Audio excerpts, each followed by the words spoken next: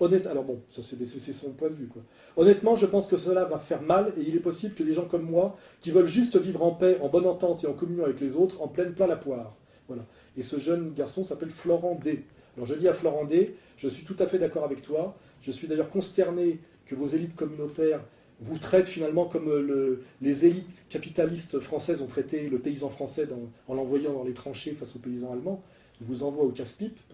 Je pense que Bernard-Henri Lévy n'est pas votre ami, il est même votre pire ennemi. Je pense que Praskier n'est pas votre ami, il est votre pire ennemi. Et je lui dis que moi, vivant, Florent, tu pourras toujours venir te réfugier chez moi et je serai, comme je l'ai fait, comme mes ancêtres, mes vrais ancêtres physiques l'ont fait entre 40 et 45, puisque je suis issu d'une famille de résistants savoyards. Mon oncle Jean, compagnon de la Libération d'ailleurs, vient de mourir dans le nord de la France.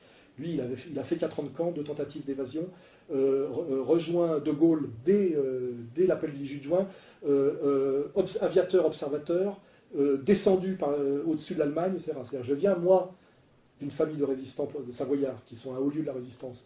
Pas comme on va prendre un exemple, pas comme Michel Drucker, je ne suis pas fils de collabo. Vous voyez.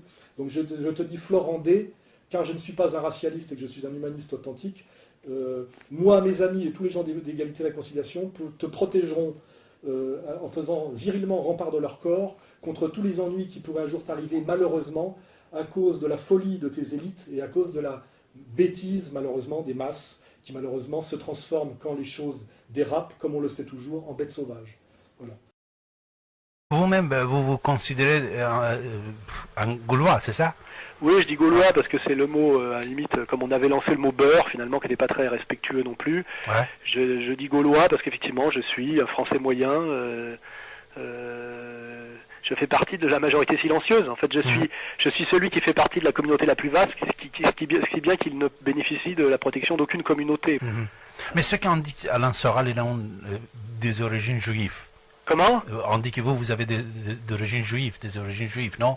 C'est possible, oui, c'est possible. Mais ça, quelle importance? C'est ça, c'est-à-dire ici et maintenant, voilà, on est en train de parler ensemble, discuter sur certaines choses qui ne plaisent pas à certains individus. La semaine dernière, c'était quoi exactement le propos qui n'a pas aimé le groupe qui vous en attaqué? Bon, écoutez, déjà, c'est compliqué. Pourtant que voilà, vous venez confirmer que vous aussi vous avez des origines juives, voilà. Mais c'est pas ça n'a aucun intérêt. Ça, je vois pourquoi il faudrait faire preuve de ses origines pour pouvoir dire quoi que ce soit. Moi, ce que je déplore, c'est que j'ai été naïvement discuté avec des journalistes de France 2 sur un problème très grave qui s'appelle l'antisémitisme en ce moment et que moi j'appellerais plutôt une certaine tension des tensions communautaires qui montent en ce moment en France et qui correspondent, enfin qui sont nouvelles, quoi. Hein. Et j'aurais pas dû être aussi imprudent sur un sujet aussi dangereux. Mais Alain Soral, ce que vous avez dit sur France 2, déjà on avait entendu ailleurs sur d'autres chaînes, même à la télé, à la radio, même dans l'information. Mais pourquoi on vous attaque vous? Ce n'est pas parce que vous-même aussi, puisque vous avez des origines juives, alors on dit que vous trahissez, on peut dire, c'est une trahison envers votre peuple. C'est pour ça qu'on va vous punir, non? Parce que, écoutez, il y a d'autres écrivains qui ont écrit des choses, qui ont fait des émissions, qu'ils ont dit des choses, même pires. Non, c'est parce que je l'ai dit de façon brutale et émotionnelle et que c'est des choses qu'il faut dire très très délicatement.